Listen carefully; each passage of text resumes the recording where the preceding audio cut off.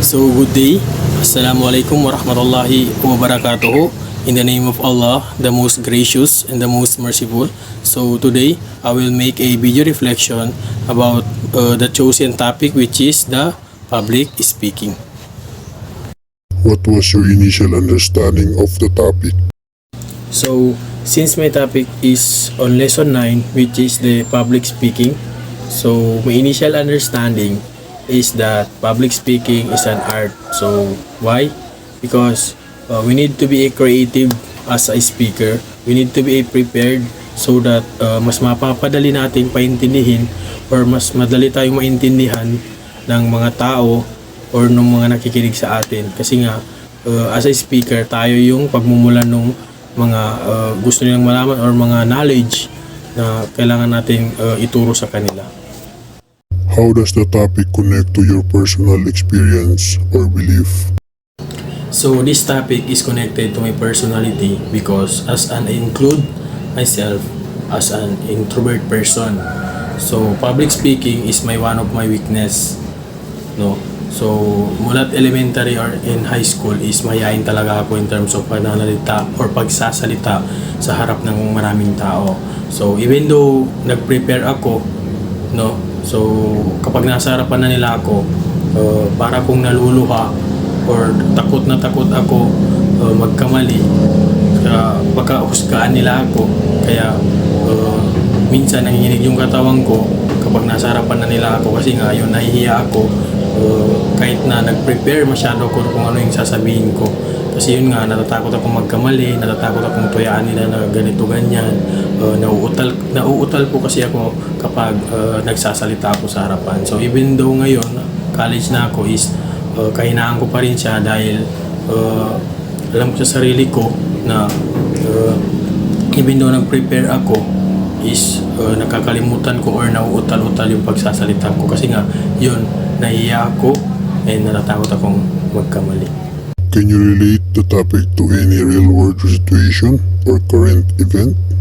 So, I can relate it into myself because as ang mahihaing tao, no, matutulungan ito ang aking sarili na maboost ang aking confident and maboost ang aking self-esteem sa pamamagitan ng tulong ng mga different ways as an effective public speaker.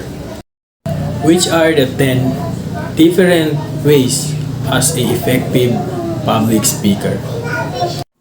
Effective public speaking. Reduce anxiety. Prepare and organize. Connect with your audience. Use engaging body language. Speaking clearly and slowly. Utilize visual aids. Tell compelling stories. Practice, practice, practice.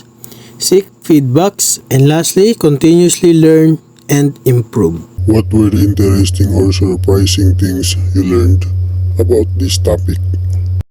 So, mas naging interesting ang topic na to sa akin nung nalaman ko meron palang 10 different ways as an effective public speaker.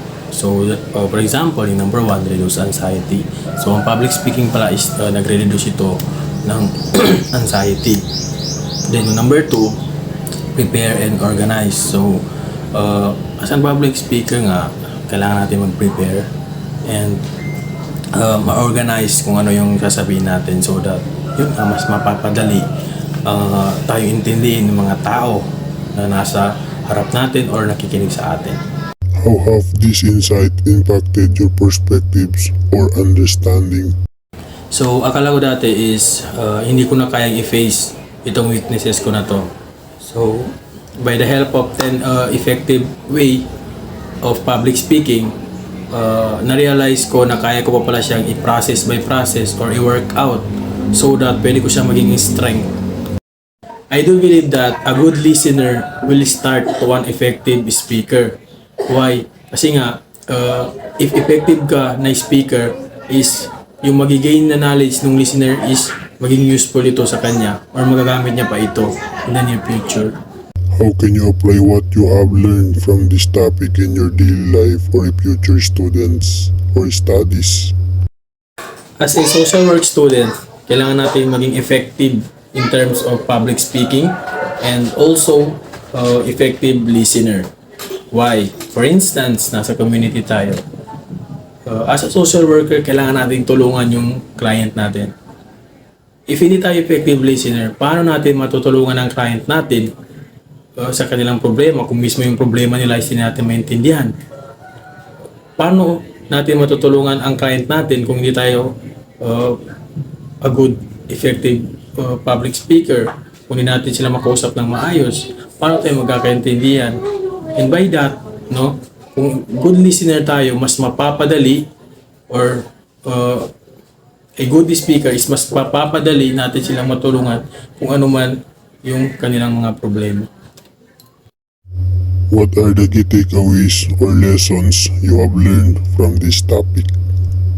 The lesson that I have learned in this topic is that to be prepared, to be organized, and to be creative. Bakit?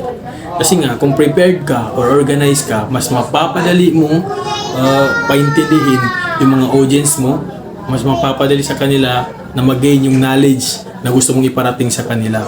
And by that, sa pamamagitan nun is magiging good speaker ka and maging effective ka na speaker para sa lahat.